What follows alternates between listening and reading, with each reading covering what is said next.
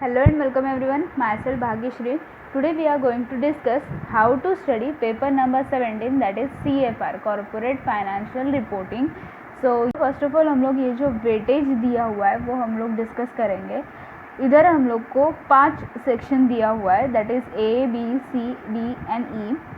A section is for 20 marks, B 20 marks, C 20 marks, D 25 marks and E is for 15 marks. तो ये weightage के हिसाब से हम लोग डिसाइड करेंगे कि हम लोग को कौन सा सेक्शन पहले करना चाहिए और कौन सा सेक्शन हम लोग लास्ट में रख सकते हैं. सो इधर हम लोग इंडेक्स के हिसाब से डिसाइड करेंगे कि कौन सा सेक्शन हम लोग को पहले करना है और कौन सा सेक्शन हम लोग लास्ट में करेंगे. सो इधर section A that is for 20 marks. ये जो सेक्शन है उसमें हम लोग को जो भी अकाउंटिंग स्टैंडर्ड है उसके रिलेटेड पूरा इन्फॉर्मेशन दिया हुआ है. सो ये वैसे देखा जाए तो थियरी ही है. सो थियरी जो भी है और जो भी अकाउंटिंग स्टैंडर्ड है उसके ऊपर हम लोग को क्वेश्चन पूछा जाता है, लेकिन ज़्यादातर इसके ऊपर शॉर्ट नोट्स आता है और कुछ मार्क्स का क्वेश्चंस भी पूछा जाता है. तो ये जो सेक्शन है अकॉर्डिंग टू मी ज़्यादा तो ये थियरी वाला पार्ट है, तो ये मैंने लास्ट में रखा था. मैंने जो भी स्ट्रैटेजी फॉलो किया था वो मैं अभी आपके साथ शेयर करूँगी. ये जो पेपर है दैट इज़ पेपर नंबर 17, इसमें मुझे 71 मार्क्स मिला था, वो भी पूरा सेल्फ स्टडी से, क्योंकि CMA inter and group 4 of CMA final ये मैंने पूरा सेल्फ स्टडी से किया था. सो 71 मार्क्स पेपर 17 में मुझे सेल्फ स्टडी से मिला था. ये मेरे मार्क्स इसीलिए बताए ताकि आप लोग भी मोटिवेट हो जाओगे और आप लोग को भी इससे भी अच्छे मार्क्स मिल जाएंगे. सो हम लोग मेरी जो स्ट्रैटेजी है वो देखेंगे. फर्स्ट ऑफ ऑल मैंने ये जो सेक्शन है वो मैंने अच्छे से किया था. तो इसमें ना हम लोग का जो भी TY के रिलेटेड टॉपिक्स हैं, यानी कि इंटरनल रिकन्स्ट्रक्शन हो या फिर रिवर्स एक्विजिशन वो वाला पार्ट, या फिर अमलगमेशन, वो मर्जर्स, वो सब पार्ट हम लोग को इसमें दिया है. तो मेरा क्या हुआ 20 मार्क्स सिक्योर हो गया, क्योंकि ये जो पार्ट है ना ज़्यादा ट्रिकी नहीं है, ये हम लोग इजीली कर सकते हैं और इसके ऊपर क्वेश्चन आता ही है. बिकॉज 20 मार्क्स के लिए ये सेक्शन दिया है तो क्वेश्चन तो आ ही जाएगा. अराउंड 10 to 12 मार्क्स के लिए इसके ऊपर क्वेश्चन आना ही चाहिए, क्योंकि वो 20 मार्क्स का सेक्शन है और बाकी के जो मार्क्स है वो ऑब्जेक्टिव्स में या फिर एक दो छोटे क्वेश्चंस में आ सकता है. So according to me section B आप लोग को अच्छे से करना है, कुछ भी स्किप मत करो इसमें. ज़्यादातर अगर आपने प्रैक्टिकल सम्स अच्छे से किए ना तो थियरी इतना पढ़ने की ज़रूरत नहीं है, क्योंकि जो प्रैक्टिकल सम्स में हम लोग करते हैं वही तो थियरी में दिया रहता है. तो थियरी एक बार जस्ट रीड करोगे या फिर नहीं किया तो भी चलेगा, लेकिन रिस्क नहीं लेना हो तो एक बार इसका थियरी रीड करो. ज़्यादा थियरी नहीं है इसमें, प्रैक्टिकल सम्स ही है. So according to me section B पहले करना चाहिए, क्योंकि मैंने तो वैसे ही किया था. सेक्शन बी मैंने बहुत अच्छे से पहले किया.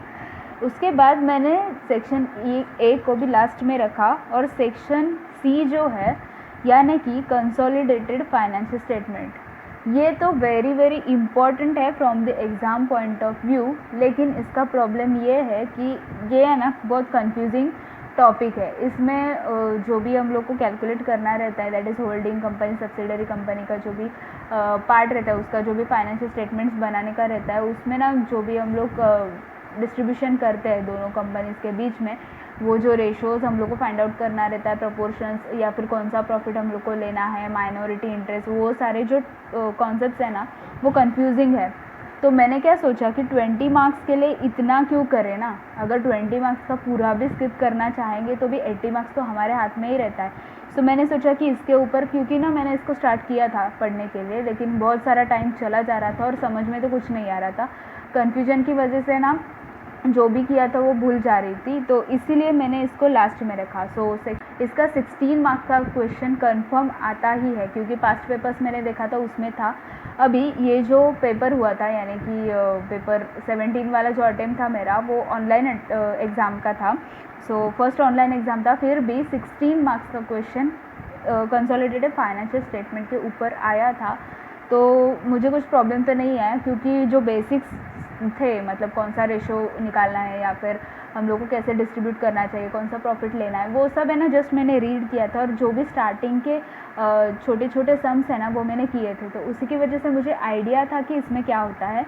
लेकिन जो फुल फ्लेज क्वेश्चन है वो मैंने इसका प्रैक्टिस नहीं किया था, वो मैंने स्किप किया था क्योंकि मुझे टाइम सेव करना था। सो सेक्शन सी के बारे में हम लोग लास्ट में बोलेंगे। सो सेक्शन ए एंड सी हम लोग साइड में रखते हैं थोड़ा फ़िलहाल। तो अभी हम लोग का क्या हुआ, सेक्शन बी हम लोग ने डिसाइड किया कि हम लोग फर्स्ट ऑफ ऑल करेंगे। सो 20 मार्क्स तो सिक्योर हो चुका है। उसके बाद इधर सेक्शन डी इम्पॉर्टेंट है क्योंकि 25 मार्क्स का ओवरऑल हम लोग को सेक्शन डी के ऊपर पूछे जाएंगे क्वेश्चन। सो ये जो स्टडी नोट है वो थियरी स्टडी नोट है, इसमें कुछ भी प्रैक्टिकल सम्स नहीं है, पूरा थियरी हम लोग को दिया हुआ है। तो थियरी तो हम लोग को पता है, हम लोग क्या करते हैं, हम लोग लास्ट में करते हैं। तो थियरी ये वाला हम लोग करेंगे लेकिन लास्ट में करेंगे। सो इसका नंबरिंग भी हम लोग लास्ट में करेंगे। उसके बाद ये जो स्टडी नोट है, study note number 5 is very very very very important from your exam point of view, because इसमें valuation of shares and valuation of goodwill है। तो ये जो पार्ट है ना, ये दोनों के ऊपर एटलीस्ट एक क्वेश्चन तो आना ही है। कभी कभी क्या होता है, वैल्यूएशन ऑफ शेयर्स के ऊपर छोटा क्वेश्चन, गुडविल के ऊपर छोटा क्वेश्चन, ऐसे भी आ सकता है। लेकिन मोस्टली इंस्टीट्यूट यही प्रेफर करती है कि दोनों मिला के, यानी कि valuation of shares and valuation of goodwill दोनों मिला के कंबाइंड क्वेश्चन भी पूछा जा सकता है। तो शेयर्स एंड गुडविल कुछ भी करके स्किप मत करो क्योंकि वो गारंटीड क्वेश्चन है। वो कौन सा भी अटेम्प्ट रहने दो, ऑनलाइन रहने दो, ऑफलाइन रहने दो, वो आएगा ही। और इतना कुछ भी टफ नहीं है valuation of shares and goodwill में। ये दोनों के ऊपर, ये टॉपिक्स के ऊपर मैंने इन डिटेल आप लोग को इलस्ट्रेशंस वाइज वीडियो बना के दिया है। अगर आपने नहीं देखा है तो आप लोग प्लीज़ मेरा प्लेलिस्ट चेक करो, उसमें आपको मिल जाएगा। So valuation of shares and valuation of goodwill easy है, कर लो, अच्छे से कर लो, कुछ भी स्किप मत करना। उसके बाद NBFC वाला सम्स बहुत अच्छा है, उसमें सिर्फ परसेंटेज रहता है और वो कैलकुलेट करना रहता है। और मैं आपको बताना चाहूँगी कि मेरे एग्ज़ाम में ये NBFC का क्वेश्चन आया था, कुछ नहीं रहता है, सिर्फ परसेंटेज हम लोग को पता होना चाहिए, उसके ऊपर से हम लोग को वैल्यू फाइंड आउट करके उसका टोटल लेना रहता है। सो NBFC भी स्किप मत करो। GST का अकाउंटिंग तो हम लोग को पता है। सो एक बार तो वो जो क्वेश्चन 2 दिए हुए हैं इंस्टीट्यूट ने वो आप लोग प्लीज़ करके जाना ताकि हम लोग कंफ्यूज नहीं होंगे। उसके बाद recognition and valuation of financial instruments, इसमें क्या है ना 3 इंड एक्स हम लोग को दिया है, दैट इज 32, 107 एंड 109। इसमें थोड़ा सा कन्फ्यूजन हो सकता है क्योंकि ना मोर और लेस थोड़ा बहुत डिफरेंस है ये जो इंडेक्स है ना उसमें। सो अगर आप लोग एक दो बार रीड करके देख लो, इसमें सम्स तो नहीं है, थियरी है, तो रीड करके देख लो। अगर कंफ्यूज हो रहा है तो छोड़ दो, अगर कंफ्यूज नहीं हो रहा है ना तो खुद का एक नोट्स बना लो कि कौन से इंडेक्स में क्या दिया है वो कर लो। लेकिन मैंने जब अटेम्प्ट दिया था तभी ये मैंने स्किप करके रखा था क्योंकि कन्फ्यूजन भी हो रहा था और थियरी है तो बोर हो रहा था, तो मैंने वो स्किप किया था। एग्ज़ाम के बाद मैंने वो अच्छे से रीड किया तो मेरा वो कॉन्सेप्ट क्लियर हो चुका है। लेकिन एग्ज़ाम के पॉइंट ऑफ व्यू से मैंने वो इतना अच्छे से नहीं किया था, 2-3 बार रीड किया और जितना समझ में आया उतना मैंने समझ लिया था। सो मैंने ये जो GST, NBFC, valuation and goodwill वाला पार्ट अच्छे से किया था क्योंकि ये जो स्टडी नोट है ना वो प्रैक्टिकल स्टडी नोट है। क्योंकि देखो ना इसमें 4 टॉपिक्स है, वो प्रैक्टिकल्स है। सो इसमें तो क्वेश्चन आना ही आना है, 1-2 क्वेश्चन तो पक्का आएगा क्योंकि 25 मार्क्स का सेक्शन है। तो थियरी पूछ के कितना पूछेंगे, प्रैक्टिकल तो पूछना ही पड़ेगा। सो इसमें से आएगा, प्लीज़ इसमें से कुछ भी स्किप मत करो। मैंने इसके ऊपर वीडियोस भी प्रोवाइड किए हैं, अगर आपको ये टॉपिक में दिक्कत है तो आप लोग वीडियो रेफ़र कर सकते हो। उसके बाद ये जो पार्ट है study note number 6, that is share based payment वाला पार्ट, ये भी बहुत ज़्यादा इम्पोर्टेंट है। मेरे एग्ज़ाम में इसके ऊपर 10 मार्क्स का एक क्वेश्चन आया था। सो कुछ नहीं है, इसमें भी बहुत इजी है, लेकिन थोड़ा सा रीड करके अच्छे से आपको करना है। तो study note number 6 share based payment, ये भी हम लोग को करना है। सो हम लोग नंबरिंग कर रहे थे। इधर हम लोग ने सेक्शन बी में स्टडी नोट नंबर 2 के लिए ओवरऑल 1 नंबर दिया है। सो फर्स्ट नंबर हम लोग ये सारे टॉपिक्स करेंगे। देन सेकेंड नंबर में हम लोग को करना चाहिए study note number 5। Study note number 5 second number पे हम लोग को करना चाहिए। देन स्टडी नोट नंबर 6 सो वो हम लोग को 3rd नंबर पे करना ही चाहिए, क्योंकि उसके ऊपर भी क्वेश्चन गारंटेड आता ही है। हाँ, अभी हर एक एग्ज़ाम में नहीं आएगा, कभी आएगा कभी नहीं आएगा, लेकिन वेटेज के हिसाब से अगर देखोगे तो सम्स तो इंस्टीट्यूट को देना ही पड़ेगा। सो शेयर बेस्ड पेमेंट ये एक अच्छा टॉपिक है, नॉलेजेबल टॉपिक है। सो इसके ऊपर सम्स आने के चांसेस बहुत ज़्यादा है और सम्स भी ज़्यादा टफ नहीं होता है, तो आप लोग प्लीज़ इसको स्किप मत करो। सो इधर हम लोग का 3 तक नंबरिंग हो गया है। देन सेक्शन डी में नेक्स्ट पार्ट है XBRL वाला, ये भी पूरा थियरी है, प्लीज़ आप लोग रीड करो। और सच में ये शॉर्ट नोट्स में आता ही है और बहुत ईजी है, 1-2 बार रीड करोगे ना तो आप लोग ईजीली लिख पाओगे। सो इसका नंबरिंग भी हम लोग लास्ट में करेंगे क्योंकि वो थियरी है। और उसके बाद है section E. Section E 15 marks. So ये तो हमारे लिए गोल्डन अपॉर्चुनिटी है, क्योंकि ना ये सारा थियरी है और ज़्यादा टफ नहीं है। कुछ भी हम जो भी गवर्नमेंट अकाउंटिंग इन इंडिया है ना, वो जो सिस्टम है उसके बारे में हम लोग को इन्फॉर्मेशन दिया है। सो 15 मार्क्स हम लोग को इसमें मिलेगा। सो इसमें क्या होता है कि हम लोग को क्वेश्चन भी पूछा जा सकता है। फॉर एग्जांपल किसी क्वेश्चन के जो वैल्यूएशन ऑफ शेयर्स है उसके और में अगर थियरी पूछना चाहती है इंस्टीट्यूट तो इसके बारे में आ जाएगा। सो अगर वैल्यूएशन में या फिर प्रैक्टिकल किसी सम में आप लोग को प्रॉब्लम है तो आप लोग ये वाला कर सकते हो। सो ये थियरी प्लीज़ स्किप मत करो, क्योंकि ये CFR है। CFR में हम लोग ने प्रैक्टिस कितना भी किया तो भी कभी कभी प्रॉब्लम हो सकता है, क्योंकि हम लोग फाइनल्स में हैं। तो सम्स तो इजी नहीं आएंगे, कुछ सम्स तो ऐसे ट्रिकी आ ही जाएंगे। तो कैसे होता है ना कि हम लोग को पूरा आ रहा है लेकिन कुछ पार्ट में ट्रिकी है, तो हम लोग का ना उधर मार्क्स जाने का चांसेस रहता है। तो उस केस में अगर थियरी में और में हम लोग को अगर ये थियरी पूछा है तो हम लोग और सॉल्व करना चाहिए हम लोग को, ताकि हम लोग को अच्छा मार्क्स मिल जाए। क्योंकि प्रैक्टिकल में अगर कन्फ्यूजन है कि ये आंसर सही आएगा कि गलत आएगा, तो थियरी अगर आपको आ रहा है तो आप लोग बच जाओगे उधर।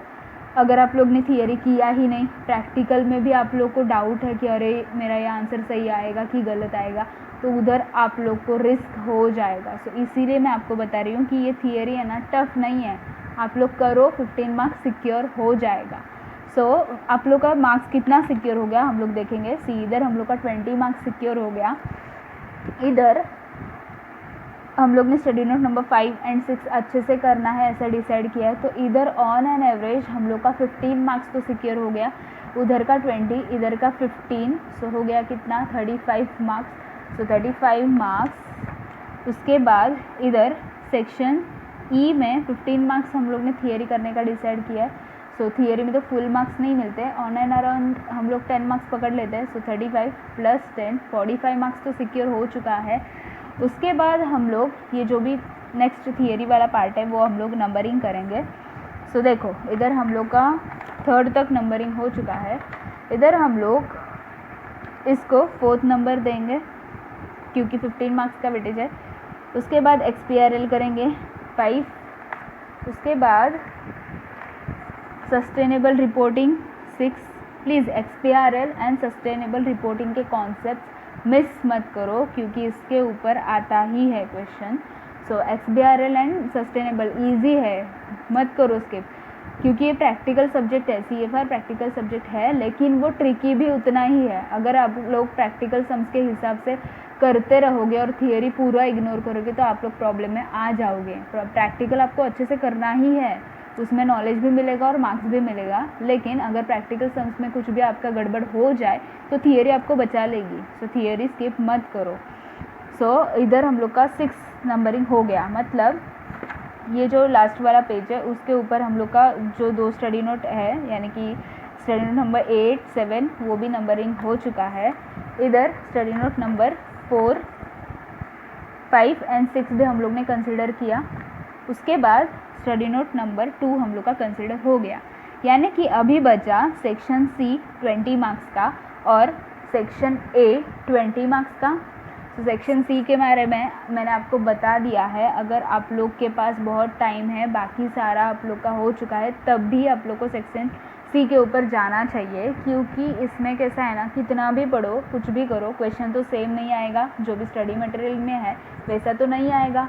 तो ये लॉजिक लगा के मैंने इसको लास्ट में रखा था। तो 16 मार्क्स का गारंटेड क्वेश्चन तो है ही, आएगा ही आएगा, लेकिन उसमें जो भी पूछा जाएगा वो तो सेम रहेगा ऐसा तो नहीं है ना। तो आप लोग कितना भी प्रैक्टिस करोगे तो भी आंसर की गारंटी नहीं है कंसोलिडेटेड फाइनेंशियल स्टेटमेंट्स में, तो इसीलिए इसको लास्ट में रखना ही बेटर रहेगा। सो इसको हम लोग नंबरिंग करेंगे 7। उसके बाद थियरी तो हम लोग लास्ट में करते हैं, और ये जो भी रहता है ना अकाउंटिंग स्टैंडर्ड वाला पार्ट वो बहुत ज़्यादा ना वास्ट रहता है, तो पहले स्टार्टिंग में लेके मत बैठो, आप लोग बोर भी हो जाओगे और आपका टाइम भी चला जाएगा। सो इसको हम लोग को लास्ट में रखना है 8। ओके, तो समझो अगर आपका बहुत ही मेजर प्रॉब्लम हो गया, आपको सेक्शन सी भी नहीं आ रहा है और सेक्शन ए का भी कुछ नहीं आ रहा है, तो कितना जाएगा? 40 मार्क्स जाएगा, 60 मार्क्स तो बचा है हाथ में। ऑन एन एवरेज आप लोग को 50 तो मिल ही जाएगा ना, इतना सब कुछ किया है तो वर्स्ट केस में आप लोग को एटलीस्ट 50 to 55 मार्क्स मिल ही जाएगा। इतना तो बुरा कुछ नहीं होगा क्योंकि ऑब्जेक्टिव्स हमारे पास रहता है। सो ऑब्जेक्टिव के हिसाब से हम लोग इजीली हम लोग मार्क्स मिल पाएंगे हम लोग को। इधर 20 मार्क्स, इधर हम लोग ने वो सब काउंट करके लिया था, सी इधर 20 मार्क्स ऑन एन एवरेज, इधर 15 मार्क्स अगर काउंट किया 15 to 20 मार्क्स पकड़ लो, सो 40 मार्क्स हो गया।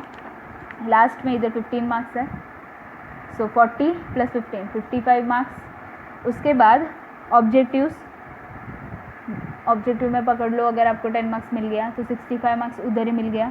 और ये जो कंसोलिडेटेड है वो पूरा छोड़ना नहीं है हम लोग को, जो भी स्टार्टिंग के जो भी सिंपल क्वेश्चन है वो हम लोग करेंगे, ताकि जो भी लार्ज मतलब बड़ा क्वेश्चन हम लोग का आता है उसके जो स्टेप वाइज आंसर है, ऑनलाइन एग्जाम में स्टेप वाइज ही क्वेश्चन पूछा जाता है, सो कुछ तो आंसर करेक्ट आ जाएंगे। तो वो लॉजिक लगा के हम लोग का इधर उधर करा के ऑन एन एवरेज 70 मार्क्स तो आना चाहिए। सो मेरा यही लॉजिक किया था मैंने, सो 71 आ गया। सो 70 to 60 मार्क्स आप लोग को आना चाहिए। और ये जो अकाउंटिंग स्टैंडर्ड रहता है वो स्किप पूरा नहीं कर रहे हैं ना हम लोग, ओवरव्यू तो ले रहे हैं, उसका सम्स भी देख रहे हैं, तो इसी के हिसाब से इसमें अगर कुछ सम आ गया अच्छा और आप लोग सॉल्व करोगे तो आप लोग को मिल जाएगा उसका मार्क्स। सो CFR वैसे देखा जाए तो थोड़ा टफ सब्जेक्ट है, किसी को भी फाइनल के स्टूडेंट को पूछ लो मोस्टली बोलेंगे CFR में ही मुझे प्रॉब्लम आता है, तो इसीलिए ये आप लोग को अच्छे से करना चाहिए। सो एक बार मैं आपको रिवाइज करा के देती हूँ कि मैंने कौन सा स्टडी नोट पहले किया था और कौन सा लास्ट में रखा था। स्किप पूरा कुछ भी नहीं करना है कि कौन सा एक स्टडी नोट लिया वो पूरा स्किप किया, ऐसा कुछ भी मत करो, रिस्क में आ जाओगे। So first very important from exam point of view is section B आप लोग को अच्छे से करना है for the 20 marks. Next is study note number 5 बहुत अच्छे से करना है क्योंकि ये भी एग्ज़ाम पॉइंट ऑफ व्यू से बहुत ही इम्पॉर्टेंट है और इजी भी है किया तो। उसके बाद study note number 6 that is share based payment. So वो थर्ड पार्ट है, उसमें भी सम्स है, वो स्किप मत करो, आप लोग को वो अच्छे से करना चाहिए। So third number is for share based payment. Then number 4 is for your section E that is government accounting in India. बहुत ही इम्पॉर्टेंट थियरी है, फर्स्ट टाइम देखोगे ना तो आप लोग को लगेगा कि बहुत ज़्यादा थियरी दिया है, लेकिन धीरे धीरे आप लोग पढ़ लो या फिर अपने खुद के नोट्स बना लो तो इजीली हो जाएगा। So section E that is 4 number हम लोग ने उसको दिया, 15 मार्क्स का सेक्शन। उसके बाद XBRL का थियरी कर लो, बहुत अच्छा है, इजी भी है, समझ में आ जाएगा। सो 5 number is for XBRL। So short note का हम लोग का गारंटी हो जाएगा। देन 6 इज़ फॉर सस्टेनेबल, जो रिपोर्टिंग वाला कॉन्सेप्ट है ना वो स्टडी नोट नंबर 4 में दिया है, सो उसको हम लोग ने 6 नंबर दिया हुआ है। सो इधर हम लोग का ये पूरा पार्ट कंप्लीट हो गया नंबरिंग करा के। अभी बचा क्या? अभी बचा सिर्फ section C study note number 3, section A study note number 1। So इसको हम लोग 7 नंबर करेंगे, that is consolidated financial statement. Study note number 3 को 7 नंबर हम लोग देंगे। Then study note number 1 accounting standard के लिए हम लोग 8 नंबर देंगे, मतलब ये लास्ट में करेंगे क्योंकि वो थियरी है, कितना भी स्टार्टिंग में पढ़ लो याद तो कुछ नहीं रहेगा, सो बेटर है लास्ट में करो। और उसमें सम्स भी है, अकाउंटिंग स्टैंडर्ड्स के सम्स भी है, तो वो भी आप लोग कर लो। ओवरव्यू लेंगे तभी समझ में आएगा सम्स में क्या दिया है। तो पूरा स्किप मत करो, ओवरव्यू ले लो, समझ लो कि वो अकाउंटिंग स्टैंडर्ड में क्या है और उसका सम्स भी सॉल्व करो, उसका प्रैक्टिस करो। ये जो सब्जेक्ट है उसका जितना प्रैक्टिस करोगे उतना आपके लिए अच्छा है। सो इधर मैं पेपर नंबर 17 कैसे स्टडी करना है वो आपको बता दिया है। और friends very important that is objectives आपको करना है। सो स्टडी नोट में अगर ऑब्जेक्टिव्स दिया हुआ है तो वो आप लोग को करना है, और जो भी इंस्टीट्यूट के वेबसाइट पे जो भी MCQ का PDF रहता है वो आप लोग को करना है फॉर द MCQs। और मॉक टेस्ट में तो MCQ रहता ही है, ऑनलाइन एग्ज़ाम में जो मॉक टेस्ट प्रोवाइड किया जाता है तो उसमें ऑब्जेक्टिव्स का प्रैक्टिस हो जाएगा। अगर ऑफलाइन एग्ज़ाम भी होता है तभी हम लोग पास्ट पेपर से ऑब्जेक्टिव करके लेते ही है। तो ऑब्जेक्टिव को इग्नोर मत करो प्लीज़, उसको अच्छे से करो ताकि प्रैक्टिकल क्वेश्चन में या फिर थियोरी में अगर आपका कुछ प्रॉब्लम हो जाए तो ऑब्जेक्टिव आपको इजीली सेव कर पाएगा। तो अगर ये वीडियो आपको हेल्पफुल लगा हो तो प्लीज़ वीडियो को लाइक कर देना, अपने फ्रेंड्स के साथ शेयर करना और मेरे चैनल को सब्सक्राइब करना, क्योंकि ऐसे ही बहुत सारे टॉपिक पे अभी नए वीडियोस पोस्ट होने वाले हैं। Thanks for watching friends.